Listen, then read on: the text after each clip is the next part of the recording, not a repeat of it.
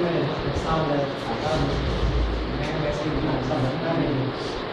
अरे मुझे उनकी टक्करी में मेरा बात ज़्यादा हो जाता है, इसलिए मुझे बार बार बुलाते हैं और जिस स्नेह के साथ और आदर के साथ बुलाते हैं तो मुझे हर हाल में आना ही पड़ता है। मैं माता जी का धन्यवाद करता हूँ कि इन्होंने मेरा एक बार भाषण पहले सुना है और आज आप यहाँ हैं, मेरी ओर से आपको प्रणाम। मैं कई विषयों के ऊपर बोलता हूँ, फैन पूरा बंद कर दें तो बीच बीच में लगा लेना, ऐसे सुनेगा नहीं, बीच बीच में कोई कोई लगा लेना मेरे वाले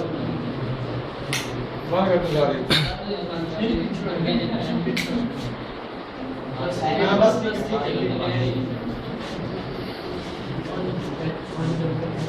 ये मेरे वाला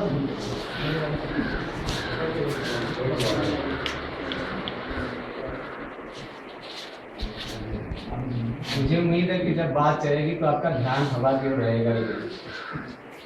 तो मैं कई मुद्दों के ऊपर बात करता हूँ और मैं बड़े साधारण सी बातें करूँगा, कोई मैं बड़ी कॉम्प्लिकेटेड बात नहीं करूँगा। आपको लगेगा ही नहीं कि कोई मैं भाषण दे रहा हूँ, मैं एक आम बात करूँगा जिसके ऊपर आप सोचते रहते हैं। मैं भी उसको अपने तरीके से सोचता हूँ। आपके टीचर्स यहाँ बैठे हैं, आपके गांव में घर में बड़े लोग होते हैं, वो भी अक्सर ऐसी बातें ही करेंगे।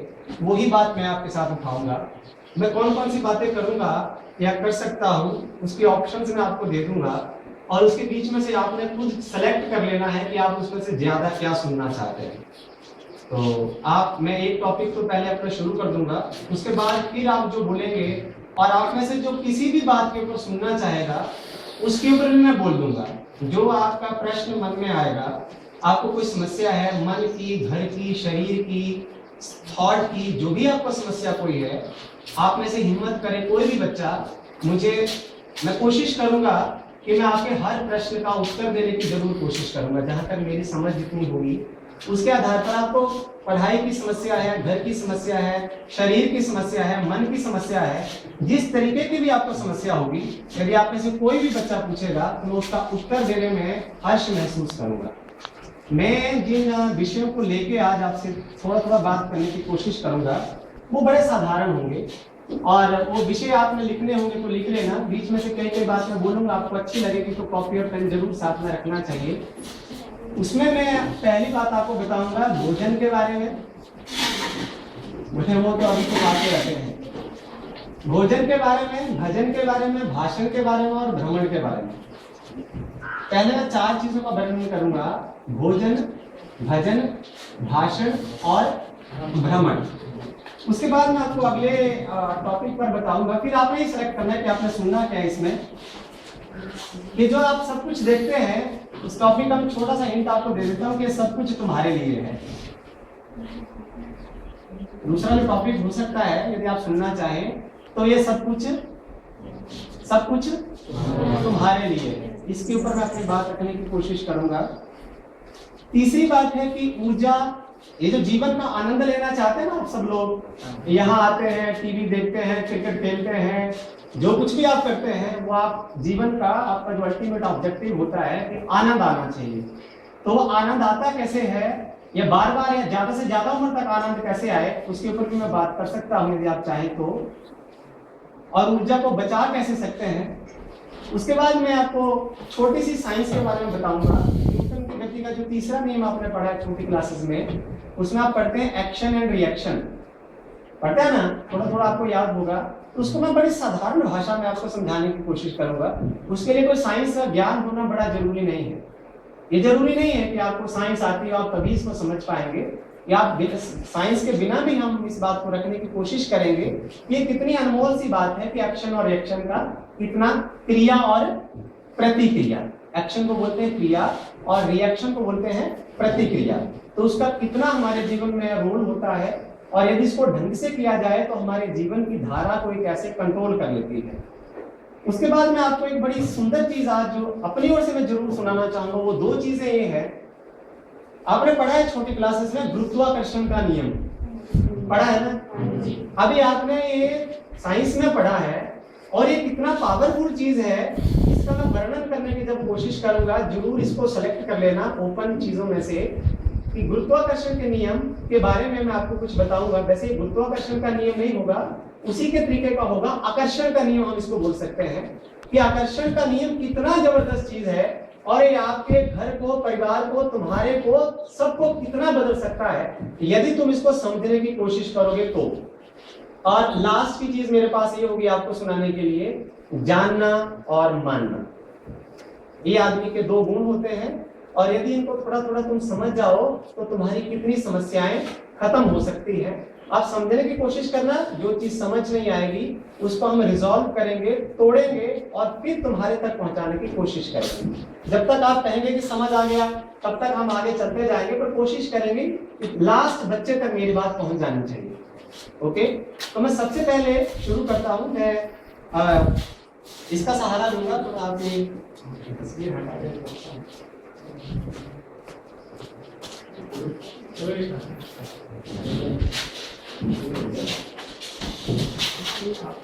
गपशप आप कह सकते हैं। When I start speaking, तो आपको लगे कि गपशप है, भाषण मत समझना। मैं एक सेंटेंस आपको जरूर बुलवाना चाहूंगा, मेरे साथ आपने बोलना है। इसी को आधार बना के मैं अपनी सारी बात करूंगा। जननी जन्मभूमि स्वर्ग से भी बढ़कर है। जननी जन्मभूमि स्वर्ग से भी बढ़कर है। जननी जन्मभूमि स्वर्ग से भी बढ़कर। एक बार फिर से बोलना सभी ने, जननी जन्मभूमि स्वर्ग से भी बढ़कर। आपकी माँ और आपकी मातृभूमि, घर में आपकी माँ और जिस जमीन पर आप रहते हैं वो आपके प्राणों से भी श्रेष्ठ है, वो ही सबसे प्रिय है, वो ही सर्वोत्तम है। इसको आधार बनाकर ही मैं अपनी बात रखना शुरू करूंगा। तो मैं सबसे पहले शुरू करता हूँ 4 हिस्से: भोजन, भजन, भाषण और भ्रमण। प्रश्न जरूर पूछने हैं आपने, जो भी आपके किसी के भी मन में कोई प्रश्न आए, जिस मर्जी तरीके का उसको पूछना जरूर है, क्योंकि उससे मुझे भी नई दिशा से सोचने का मौका मिलता है। तो भोजन, भजन, भाषण और भ्रमण। सबसे पहले हम अपनी बात भोजन से शुरू करते हैं। आप सब लोग भोजन करते हैं ना? कैसे करते हैं? नहीं करते? तो इतनी छोटी सी बात होती तो मैं बोलता क्यों? आप भोजन करते हैं हाथ से और मुंह से, ऐसे करते हैं ना? जरा इसको गहराई से सोचो। अच्छा, पहले मुझे तो आप ये बताओ कि आप भोजन करते क्यों हैं? कोई बताए? एनर्जी प्राप्त करने के लिए। एक तो इसका उत्तर ये हो गया कि आप ऊर्जा ग्रहण करने के लिए भोजन करते हैं। ठीक है, बलशाली बनने के लिए भी तो भोजन करते होंगे। कई बार आपकी मम्मी आपको घी डाल देती है बीच में, है? डाल देती है ना? तो मेरा मानना ये है, मैं जरा इसको थोड़ा सा आगे बढ़ाने की कोशिश करता हूं कि जो भोजन हम करते हैं, आपने बताया कि भोजन करने से आपको ऊर्जा मिलती है, और दूसरा आपने फायदा बताया भोजन करने का कि उससे आपका शारीरिक बल बढ़ता है।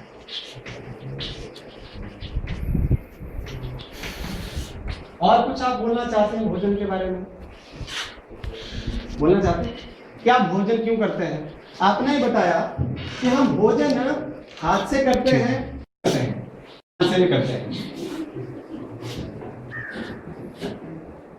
आप भोजन मुंह से भी करते हैं, आंख से भी करते हैं, कान से भी करते हैं। जो भोजन आप मुंह से करते हैं वो आपको ऊर्जा देता है और शारीरिक बल देता है, आपके शरीर को तंदुरुस्त बनाता है।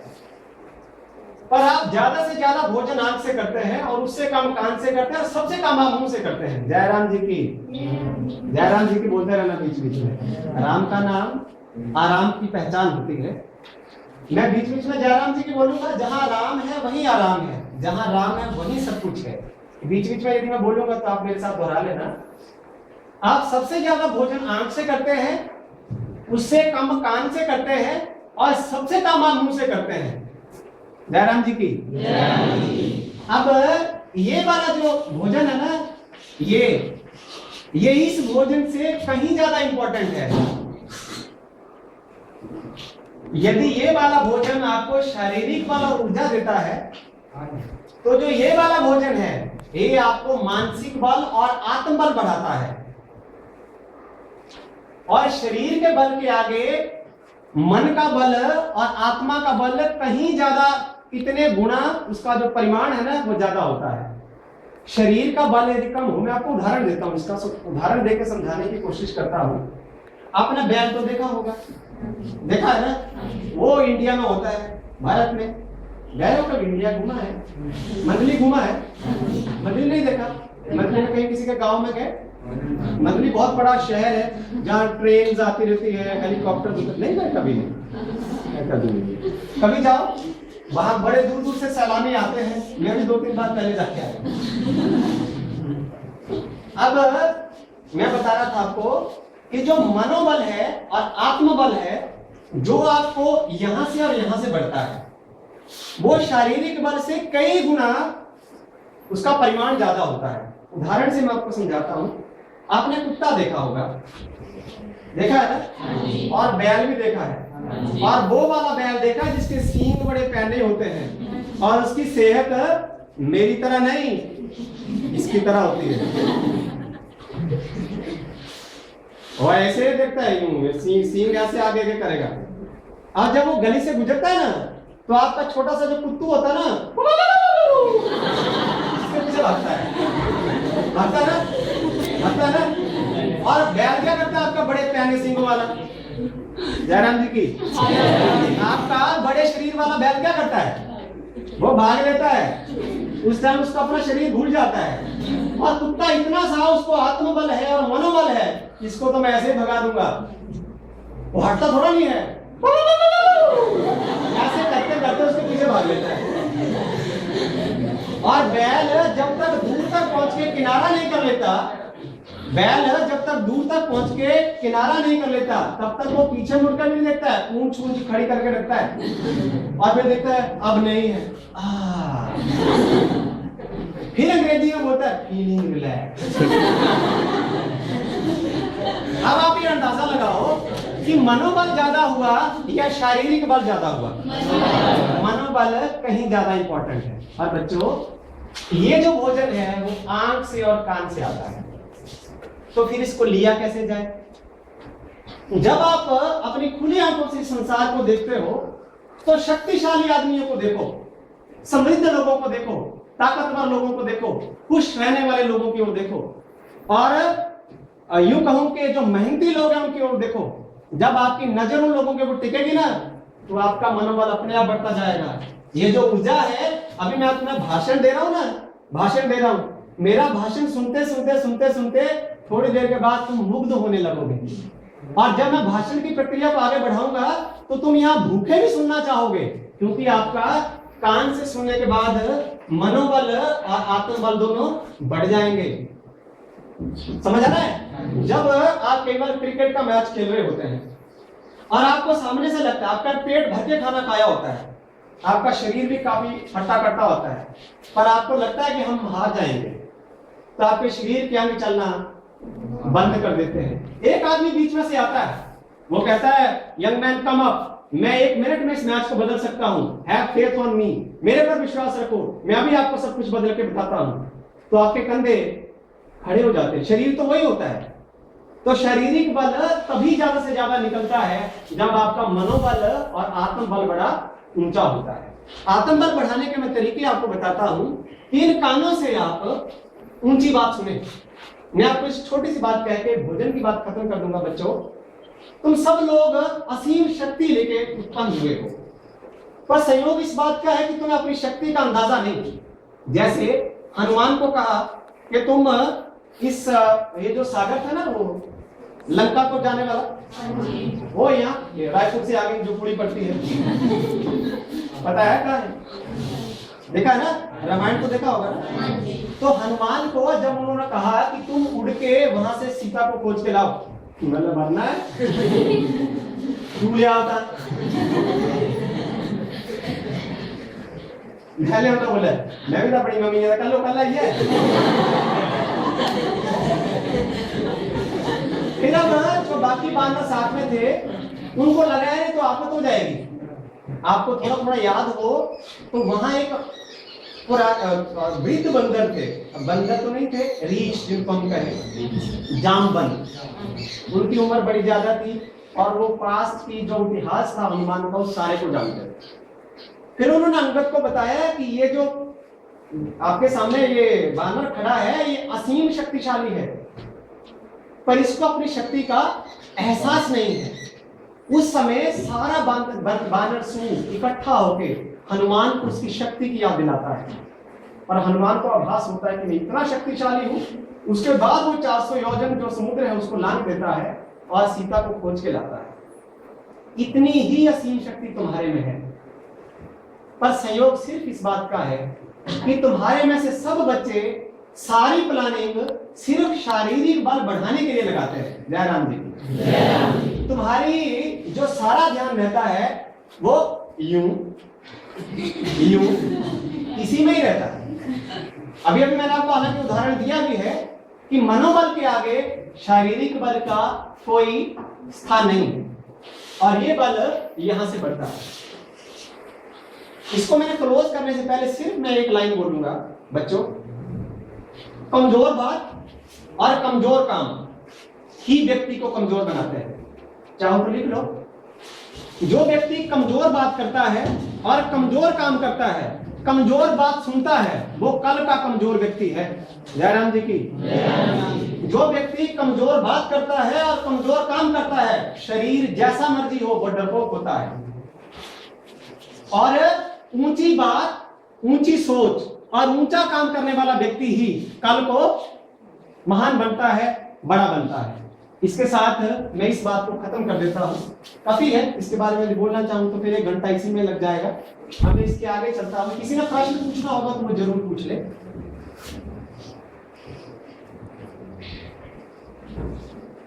चलो आगे चलो। भोजन के बाद भजन।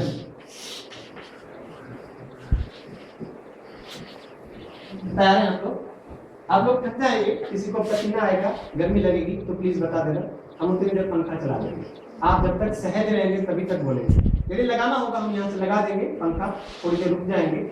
आपको आप असहज नहीं होने चाहिए। आगे चलो। आगे बच्चों, मैं आपको एक बड़ी अनमोल चीज बताने वाला हूँ, भजन। इसको अंग्रेजी में हम प्रेयर बोलते हैं। अंग्रेजी में हम इसको प्रेयर बोलते हैं। आजकल के बच्चे अंग्रेजी ज्यादा समझते हैं, मातृभाषा को थोड़ा कम ध्यान देते हैं। अब भजन के बारे में मुझे लगता है मैं कुछ चंद चीजें आपको इसके बारे में बताऊंगा। भजन करते कैसे हैं और भजन की ताकत क्या होती है। आप जैसे बाजार से कोई भी चीज खरीदने जाते हैं ना, तो आप उसमें 2 चीजें देखते हैं, एक उसकी कीमत और एक उसका फायदा। जब आप कभी भी बाजार में कोई भी चीज खरीदने जाते हैं तो आप 2 चीजें देखते हैं कि उसकी बाजार में कीमत क्या है और उसका आपको फायदा क्या है। यदि उसकी कीमत कम हो, आपको फायदा कोई नहीं हो, तब भी आप उसको नहीं खरीदते हैं। यदि उसकी कीमत बड़ी ज्यादा हो, उसको आपका फायदा हो भी, उसको आप कभी नहीं खरीदते हैं। अब भजन आप करते हैं या नहीं करते हैं, आज थोड़ा सा इसके बारे में समझने की कोशिश करते हैं कि भजन कितनी शक्तिशाली चीज होती है। प्यारे बच्चों, अभी आपके सर ने एक बहुत अच्छी एक आपको लक्ष्य गीत सुनाया था। उन्होंने उसमें धर्म की बात की थी। धर्म के बारे में मैं यदि कहूं तो आपने पढ़ा है कि हिंदू धर्म है, बौद्ध धर्म है, सिख धर्म है, मुस्लिम धर्म है, जैनिज्म है, सब धर्म है ना। इन धर्मों की धारणाएं अलग अलग हो सकती हैं। इन सभी धर्मों की धारणाएं अलग अलग हो सकती हैं, पर इन सभी धर्मों में एक चीज महत्वपूर्ण है, ऐसा कोई धर्म नहीं जिसमें प्रार्थना नहीं की जाती। जयराम जी की। ऐसा कोई धर्म नहीं जिसमें प्रार्थना नहीं की जाती हो। प्रार्थना सभी धर्मों का एक मूल बिंदु है। और यदि सभी धर्म प्रार्थना को महत्व देते हैं तो आप खुद अंदाजा लगा सकते हैं कि भजन अपने आप में कितनी शक्तिशाली चीज है। पर फिर भी आज के नए नए बच्चे सुबह उठेंगे तो मोबाइल में यूं ऑन करेंगे, भले एक कान में कुछ फंसाएंगे फिर सुनते रहेंगे। वो भजन लगा देते हैं ना, तो मुझे तो पंजाबी गाना आएगा भी नहीं, अब वो कुछ गाते नहीं है, ऐसे ऐसे करके करेंगे। I don't know much about it. पर यदि आप भजन करेंगे तो उसके मैं फायदे जरूर बताता हूं। भजन किया कैसे जाता है। सबसे पहले उदाहरण देता हूं मैं आपको, इसके मैं आपको 3 उदाहरण देता हूं। प्रेम,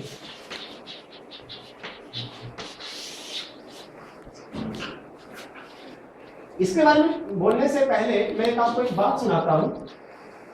महर्षि चरक हुए, किसी ने जिसका नाम सुना हो, उन्होंने चरक संहिता लिखी है और उस चरक संहिता में उसने इस संसार में होने वाले सब रोगों की औषधियों का वर्णन किया है।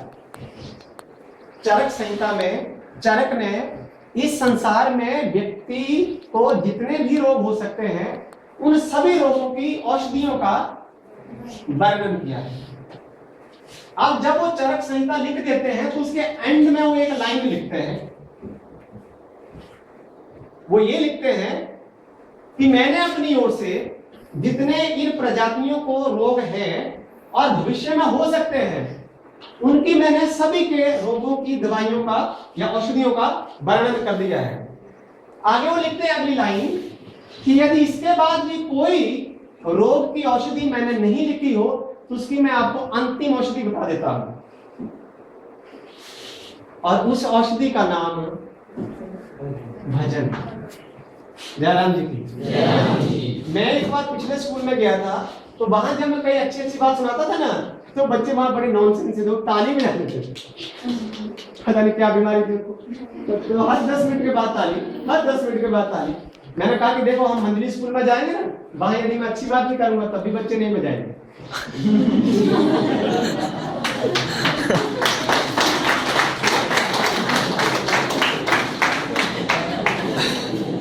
जयराम जी की।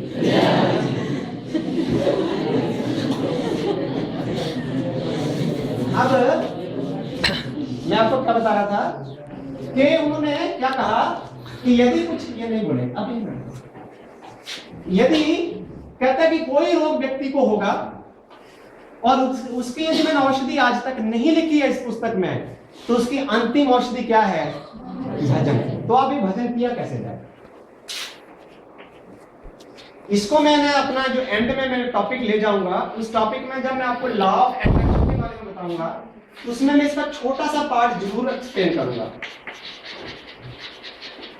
उस टाइम ध्यान देना भजन में कितनी ताकत होती है उसको मैं बताऊंगा। वो मेन बात जरूर करनी है यहाँ से। भजन बच्चों 3 लोगों ने किए। किस किस ने? प्रेयर करना। और भजन करते कैसे उसको मैं बताता हूं। एक बार ये प्रेयर द्रौपदी ने की, आपको याद है ना? एक बार प्रेयर द्रौपदी ने की, और जब द्रौपदी ने प्रेयर की, जब उसका चीरहरण हो रहा था तो श्री कृष्ण ठाणा कला की सब दुकानों से कपड़ा खरीद के ट्रैक्टर में डाल के वहां ले जाए। वो भाई देख रहा, कहता हमारी दुकान भी खाली कर दी। अब पास वाले को कह रहा है उसको तो देख लूंगा मैं, यहाँ आए एक बार। तो वो प्रेयर द्रौपदी ने की थी, और द्रौपदी को आपको आप जानते हैं द्रौपदी के 5 पति थे।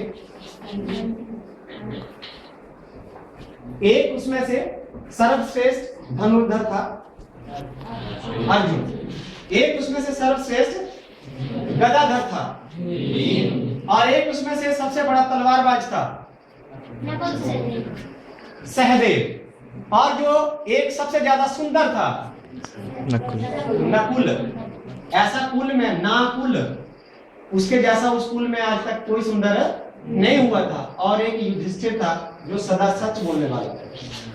और उसके 5 पति, एक व्यक्ति में जो मेन 5 गुण होते हैं वो सभी गुण थे उसके पतियों में, 5 पतियों में। और उसको अपने पतियों के ऊपर बड़ा गर्व था, इसलिए वो किसी से नहीं डरती थी। मैंने कई बार फोन पर बात की, बदतमीज कह के उसने फोन काटा। मैं आज आपके साथ बात कर रहा हूँ, इससे पहले मैंने ये बात कभी किसी के साथ नहीं की है। मेरी बड़ी भाई झंड की उसने, मैंने भी कहा देख लेंगे तुझे। अब उसके जब 5 पति थे और उसको अपने 5 पतियों के ऊपर बड़ा गर्व था, पर जब उसको दुशासन सभा में घसीट के लेके आता है तो वो उसको फकर था कि जब तू वहां लेके जाएगा ना मुझे, और मेरे पति मुझे इस हालत में देखेंगे तो इसको जिंदा नहीं छोड़ेंगे। और जब द्रौपदी वहां आती है तो भीम की ओर देखती है, और भीम क्या करता है? ऐसे करता है, जब वो अर्जुन की ओर देखती है तो वो भी गर्दन नीचे कर लेता है। सहदेव, नकुल, युधिष्ठिर की ओर, सभी की ओर देखती है तो वो गर्दन नीचे कर लेते हैं और उसका घमंड चकनाचूर हो जाता है। फिर उसको एकमात्र सहारा ईश्वर रह जाता है कि अब मेरी लाज को बचाने वाला सिर्फ एक परमपिता परमात्मा श्री कृष्ण है। और उसका पूरे समाज से, पूरे संसार से ध्यान हट जाता है और कृष्ण में लग जाता है। और आप इस बात के गवाह हैं टीवी के माध्यम से या साहित्य के माध्यम से कि श्री कृष्ण ने उसकी लाज को बचा लिया। प्यारे बच्चों, भजन जब इस अवस्था में किया जाता है तो मैं दावे से आपके यहाँ स्कूल में बोल रहा हूं कि आपको कोई भी रोग हो जाए जो डॉक्टर को भी समझ में नहीं आए, आप शक्तिशाली ढंग से यदि प्रार्थना करेंगे तो आप कैंसर जैसे रोगों को ठीक कर सकते हैं। भजन में कितनी ताकत है।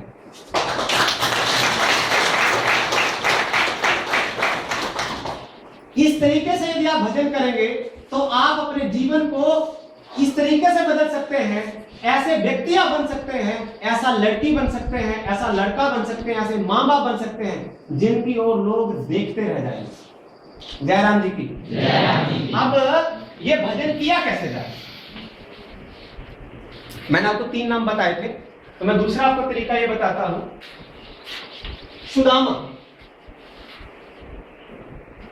वो भी कृष्ण को ऐसे ही याद करते हैं। और अगला मैं आपको छोटा बोलूंगा क्योंकि मुझे बोलने के लिए ज्यादा है। और एक ऐसा भजन करने वाली थी मीरा। मीरा के बारे में सुना है? तो मीरा जब भजन करती थी तो समाज में हर सदियों से चला आया है कि समाज में अच्छे और बुरे लोग हमेशा होते हैं। तो जो राजा थे, उसके पिताजी थे, वो कहते थे कि मीरा इस भजन के रास्ते में ना चले, क्योंकि वो राज परिवार से संबंध रखती थी। वो चाहते थे कि वो अपना राजसी जीवन जिए और सुख सुविधाओं वाला जीवन जिए, पर उसको ईश्वर की लगन लग गई थी तो वो उससे नहीं हटती थी। तो जब कई बार गुंडे लोग, चोर लोग मीरा के भजन सुनते थे ना, तो वो क्या करते थे? वो चोरी छोड़ के उस टाइम तक उनको चोरी भूल जाती थी और वो भजन गाने लगते थे। जितनी बार राजा के द्वारा भेजे हुए लोग कि मीरा को जैसे तैसे उठा के राजमहल में वापस लाओ, और जब आप मीरा के पास जाते थे ना और भजन सुनने लगते थे, वो खुद भी भजन गाने लग पड़ते थे। फिर एक बार उन्होंने कहा कि राजन, आप खुद वहां जाके देख लो कि जब आप मीरा को गाता हुआ सुनते हैं ना, तो आप पूरी दिन दुनिया ही भूल जाते हैं और भजनमय हो जाते हैं।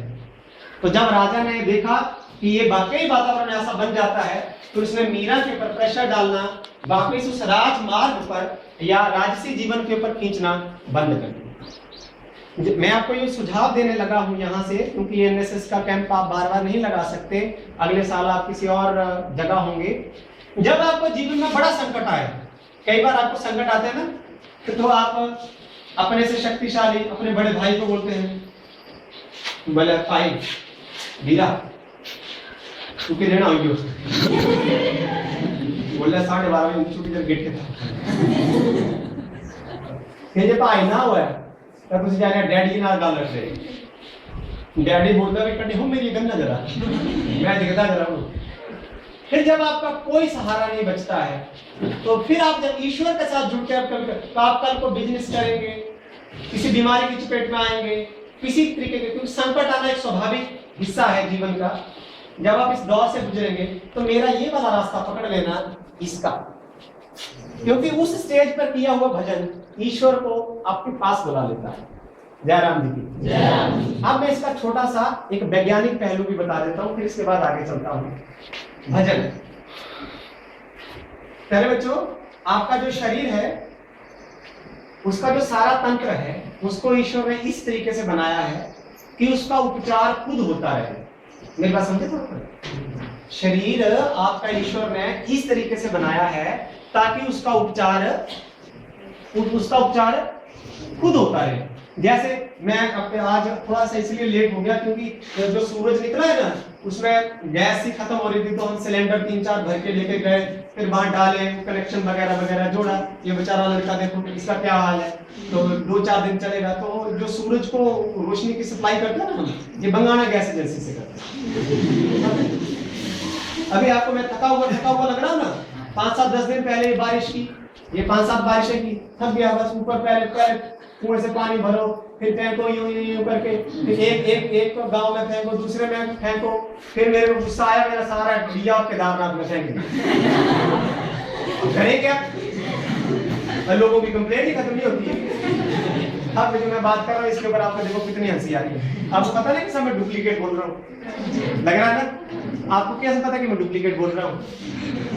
ये बारिश मैं करता हूँ, हवा मैं चलाता हूँ, सूरज को गैस की सप्लाई हमारे उधर बंगाल से जाती है। आपको काफी लग रही है? क्यों लग रही है? क्योंकि आपको इस बात का जानकारी है कि वर्षा खुद होती है, हवा खुद चलती है, सूर्य के पास ऊर्जा का एक ऐसा तंत्र है जो खुद एक साइकिल में पूरी होती रहती है। बच्चों, इसी तरीके से तुम्हारा शरीर है, इस शरीर को स्वस्थ रखने का तंत्र ईश्वर ने इस तरीके से बनाया है कि ये ज्यादातर मतलब 90% या 95% तक संभावना ये रहती है कि आप हमेशा स्वस्थ रहें। अब ईश्वर ने ऐसा क्या कर दिया तुम्हारे शरीर में कि तुम हमेशा स्वस्थ रहो? तुम गौर से देखो, तुम्हारे शरीर में जो भी रोग लगते हैं ना, वो खून की वजह से लगते हैं। आपके शरीर में आपने देखा ना कि छोटी उम्र का बच्चा होता है, वो रोग की चपेट में बड़ा कम आता है। कारण वो आप उस बच्चे के शरीर की जो जितनी नसें हैं, नाड़ियां हैं, वो ब्लॉक नहीं होती है, कोई नहीं। एक की आइडिया पकड़ के रखो कि आपके शरीर का वही अंग रोग की चपेट में आता है जहां खून की सप्लाई रुक जाती है। जयराम जी की। अब ये जो आपकी सारी नस नाड़ियां है ना, पेट की, हृदय की, कई बोलते हैं हार्ट अटैक हो गया, ब्लड प्रेशर हो गया, इसका मैं आपको की आइडिया भी बताने वाला हूं। ये आगे मैं कुछ ये भी बोलूंगा, इसमें मैं बताऊंगा ये वाली बात। तो आपकी जो जितने भी शरीर के नस नाड़ियां, आंखें हैं, नाक है, कान है, गला है, हृदय है, लीवर है, स्टमक है, पेट है, जितना भी शरीर के हिस्से हैं, इन सभी का जो तंत्र है वो हाथों में और पांव में जाके खत्म होता है। थोड़ा समझ रहे हैं? आपकी जो किडनी है वो सारी यहां से कंट्रोल हो जाती है, हाथ से। नाक, कान, किडनी, स्टमक, लीवर, ये सारी चीजें इधर से पांव के जो तले होते हैं ना, इसमें सारे यहां से कंट्रोल होते हैं। अब जब आप भजन करते हैं, आपको पता है ना कि पुराने टाइम में, आप लोग तो अभी कम करते होंगे, जब भजन करते हैं ना तो लोग मस्त होकर ऐसे ऐसे ताली हो जाते हैं। यार भैया,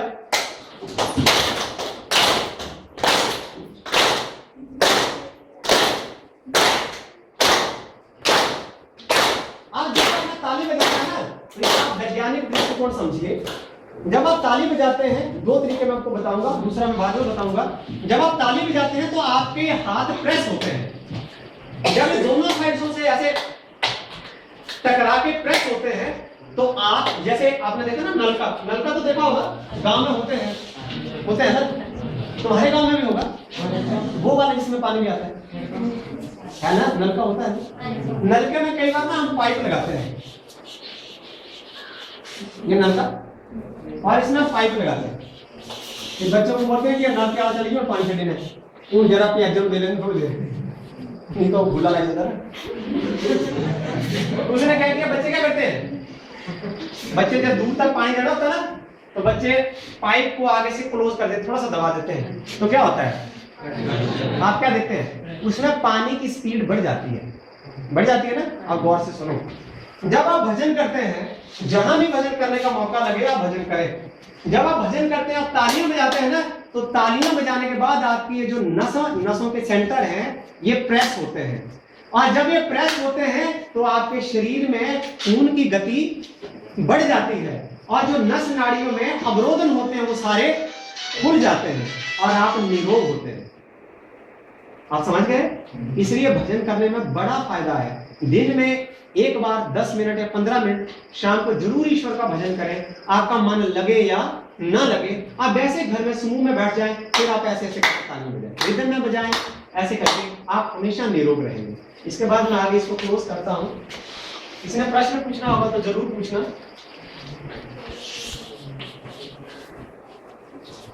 आगे बच्चों मैं आपको बताता हूं भाषण एक तो मैं दे रहा हूं ना, दूसरा जस्ट इसको आप ऐसे रख सकते हैं बातचीत से।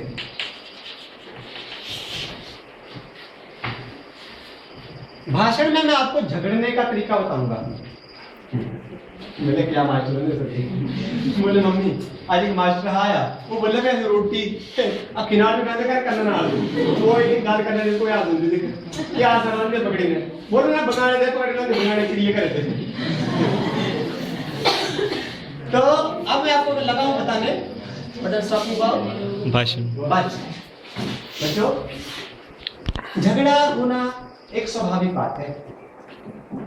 आप झगड़े होंगे, छोटे से लेके बड़े तक सब लोग झगड़ते हैं ना, सब लोग झगड़ते हैं। अब झगड़ा किया कैसे जाए और झगड़े को नियंत्रित कैसे किया जाए, इसके ऊपर मैं थोड़ी सी बात करूंगा। बच्चों, किसी के साथ भी झगड़ो, पर झगड़ने के बाद भी बातचीत बंद करना कभी बंद मत करो। आप झगड़ो, खूब झगड़ो, पर कभी भी जिसके साथ झगड़ो उसके साथ बातचीत करना बंद मत करो। ये झगड़ने का नियम है। झगड़ा क्रोध से होता है और क्रोध क्षण भर के लिए होता है, और क्षण भर के लिए जो आया हुआ क्रोध होता है वो आपका जो भाषण होता है ना उसको अभद्र बना देता है और फिर आप तनाव में चले जाते हैं। मैं आपको इसका उदाहरण देता हूँ, उदाहरण से समझाने की कोशिश करता हूँ कि झगड़ा होता कब है। यदि आप ये सीख जाएंगे ना तो आप झगड़ा करेंगे ही नहीं। अब मैं अपने घर में अपने घर वाले से जितना डरता हूँ इतना शायद कोई घर वाला अपने घर वाले से डरता हूँ। मैं भी शेर हूं, पर कहां से कहां, गेट से बाहर।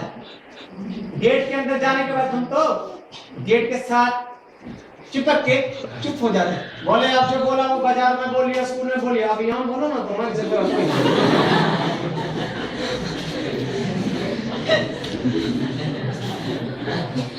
अभी मैं आपको झगड़ने का तरीका बताता हूँ।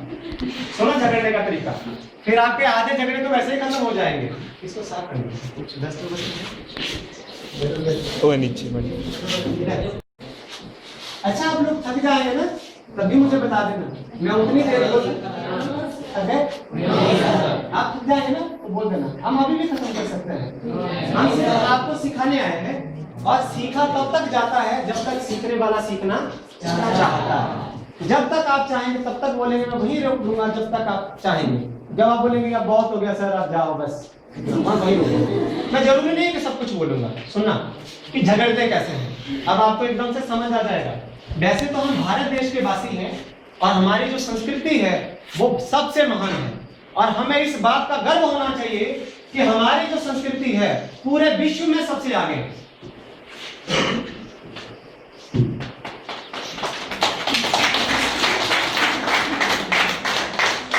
सुनो,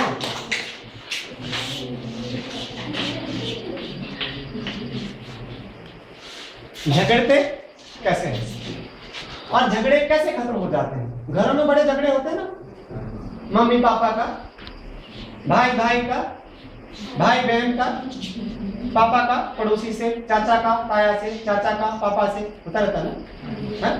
अब देखो कैसे खत्म हो जाएगा। पर तुम लोग यदि इसको सोचोगे थोड़ा तो आपको फायदा होगा, अरे अप्लाई करेंगे तो ज्यादा ही फायदा होगा। बच्चों, मेरा मानना है कि झगड़ा हमेशा बराबर वालों में होता है। झगड़ा हमेशा बराबर वालों में होता है। अपने से बड़ों के साथ छोटों का, बड़े का छोटे के साथ, छोटे का बड़े के साथ झगड़ा कभी नहीं होता।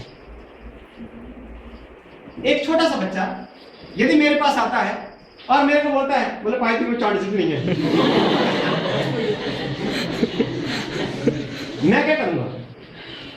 मैं उसको बॉक्सिंग सिखाऊंगा। आप अंदाजा लगाओ, एक बच्चा बाहर से आता है, बालवाड़ी में पढ़ता है, मुझे क्या होगा बड़ी पापा का लाई थोड़ा स्कूल आए थे, वो ज्यादा तेज है तो आज नहीं है मत जो, मैं क्या करूंगा?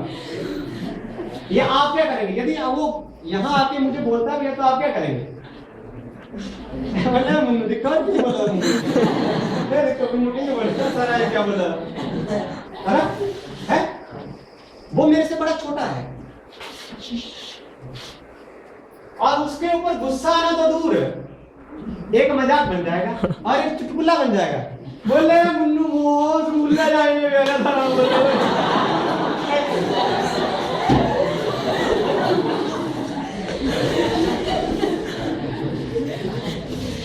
बोला तेरे दांत तोड़ देने प्यारे 80 80 80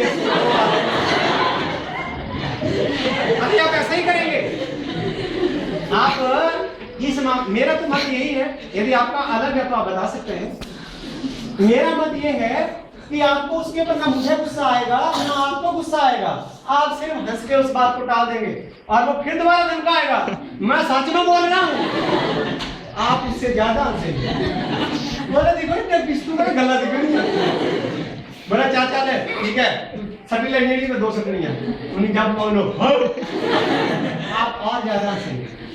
और यदि कोई वृद्ध आदमी यहाँ आ जाता है जो मेरे से बहुत बड़ा है, वो मुझे कुछ बोलता है, मैं फिर चुप हो जाऊंगा, झगड़ा फिर भी नहीं होगा।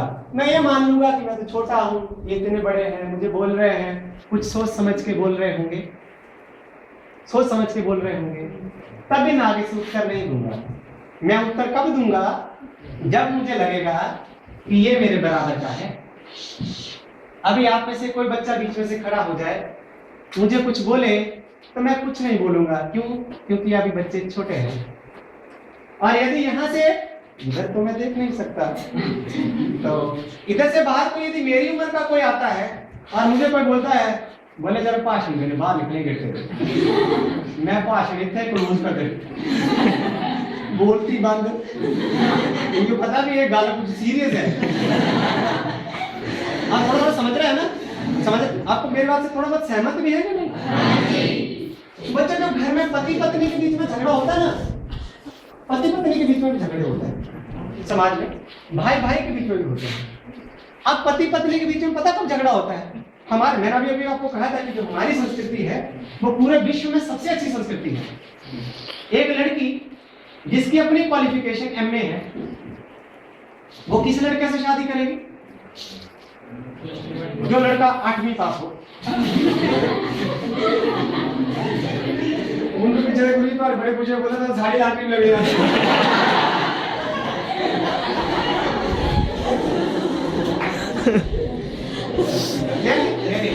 मैंने सुन तो लिया, मैं नाम नहीं बताऊंगा, नहीं बताता।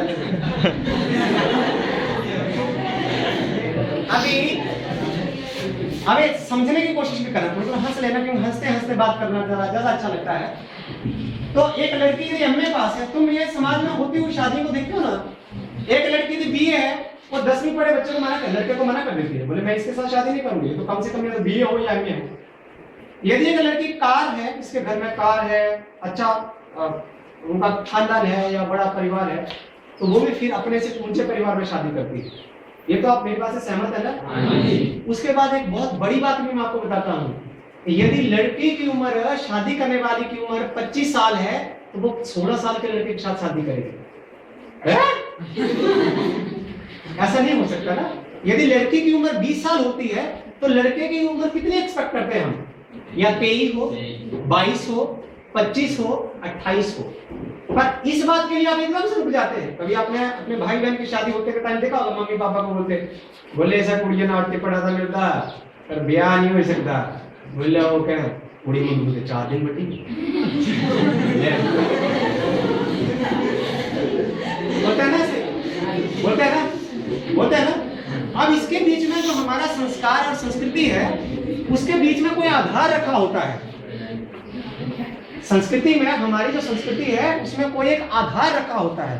प्यारे बच्चों, इस बात का फिक्र करो कि पूरे विश्व में सिर्फ हमारे भारतीय समाज में ही शादियां सबसे ज्यादा टिकती हैं।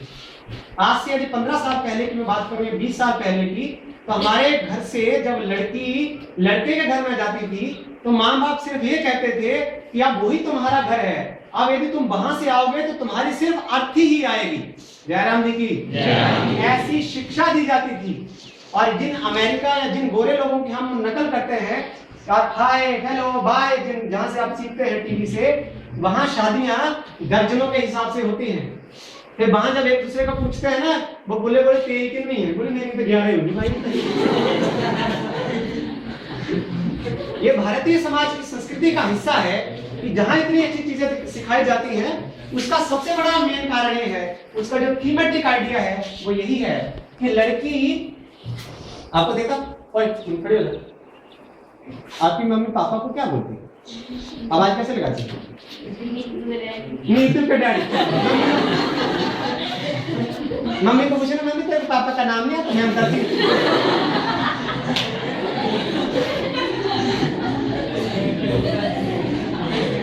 अरे आप कहाँ जाने काका? कहाँ से आया है? कहाँ से आया? आपकी मम्मी आपके पापा को कैसे आवाज लगाती है? हैं? एलजी?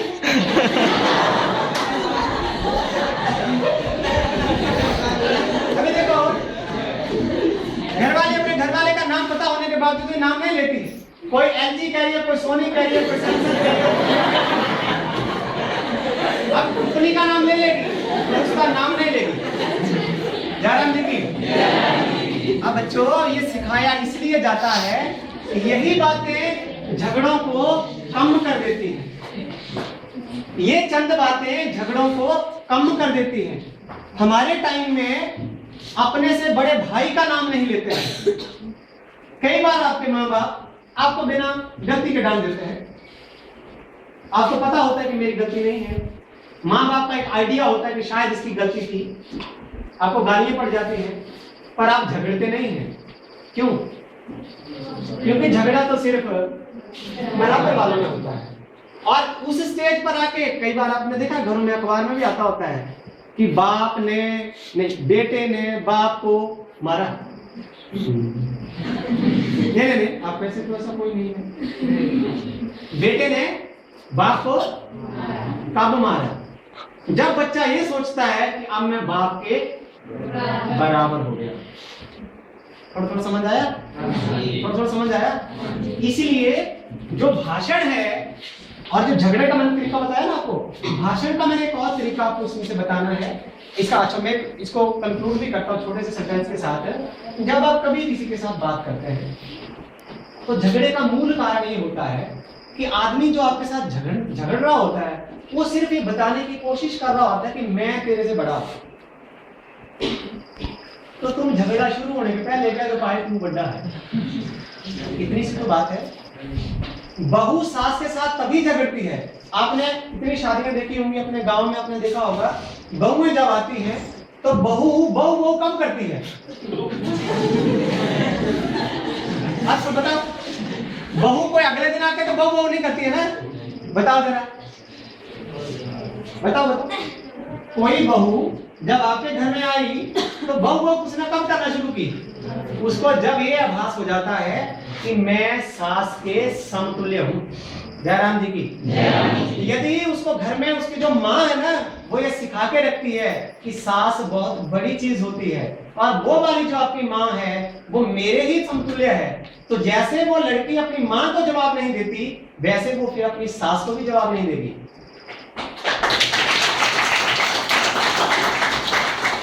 और जिन घरों में जवाब तलबी का रिवाज नहीं होता, वहां शिक्षा स्वाभाविक आ जाती है, वहां सुख स्वाभाविक आ जाता है, वहां धन स्वाभाविक आ जाता है, वहां से बीमारियां स्वाभाविक रूप से भाग जाती हैं। जयराम जी। जब झगड़ा नहीं होता, जवाब तलबी नहीं होती, तो कला नहीं होती, और जहां कला नहीं होती वहां ईश्वर होता है। जहां कला नहीं होती वहां प्रेम होता है, जहां प्रेम होता है वहां ईश्वर का वास होता है, और जहां ईश्वर का वास होता है वहां दुनिया की हर चीज होती है।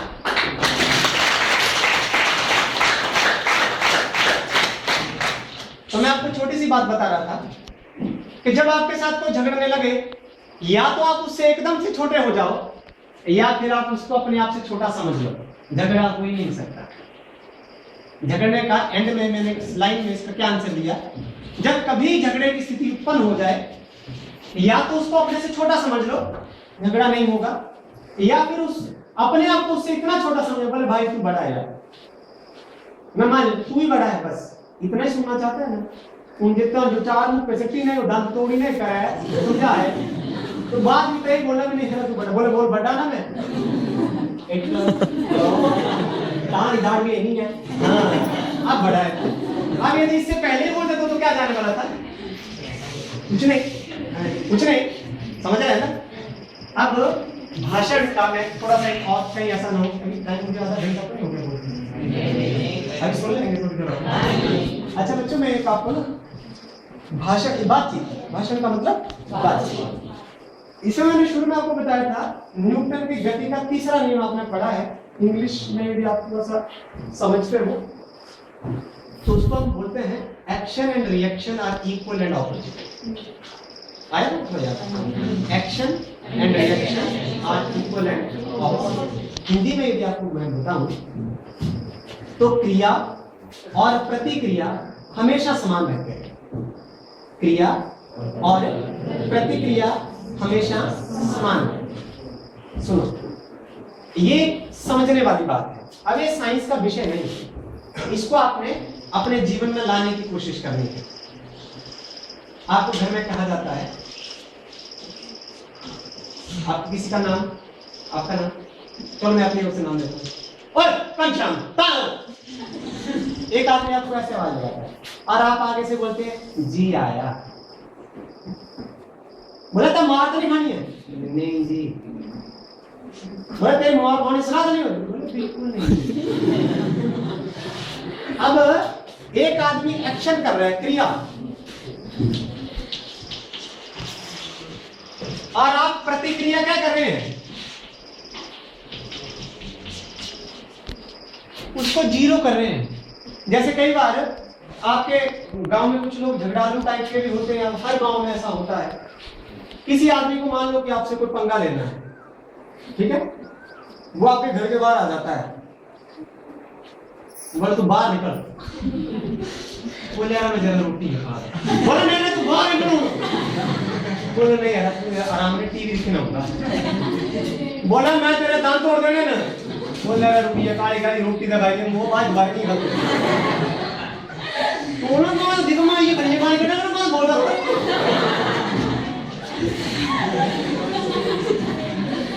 अब बोला रे भाई, बोला मुझे लगा तेरा मूड नहीं है ठीक, वो आ वाला तू भी गाल लगा ले। अब आप देखो, जो क्रिया है उसको उकसाने का जो मकसद है वो आपको उकसा रहा है। बाहर निकल एक बारी, मेरे बुरा कोई नहीं होगा। अब बोला यार उम्र ते मेरे नाल आएगी, तू कितना बुरा है, मुझे पता तू बड़ा सज्जन आदमी है। कह रहे जो तेरा गुस्सा होता पाव पड़ जाता, कहने घड़िए गाली करनी है, बाज नहीं सज्जन बोला मैं आवारा हूं बीड़ी काट। तू क्या कर जेड़ी रे चार गाली करनी है पाव, ये बैठ कुर्सियां पर जाए वो पानी ले और यही हो, ये बड़ा भारी गर्म हो रहा है। तो पानी पी रहा, वो पानी नहीं पी रहा, क्या चला सारा खेत में पानी पी रहा, वो बंद कर देंगे यार, और तुम्हें बैठा रहता है। आप देखो, वो कर रहे हैं क्रिया और आप कर रहे हैं प्रतिक्रिया, तो अंजो क्या लगता? उन्हें दूध लड़ाई हुई होगी? कभी नहीं। सास बोलती मुझसे नूमान होता ना, मैं सबक सिखाई ना रखी, ये तो मुझे जानती नहीं है।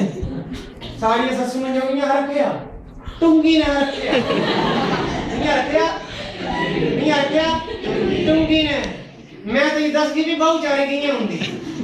वो लाड़ी माता, जेड़े तो मुझे दसना होगा, तू दसी लिया, ये तू मैं ताए ऐसे है ना, ये तू मैं ताए सारा का है। माता जेड़ा तक करना होगा तू कर लिया, माता मेरी तू रोटी खा ले। माता ये गांव ते मुंह है क्या गलांगी? बोले ओ नू माता मैं कही यो गाली कटने दिखी ना, मैं यो बड़ा बुरा बनाया। ओ मैं तो बुरा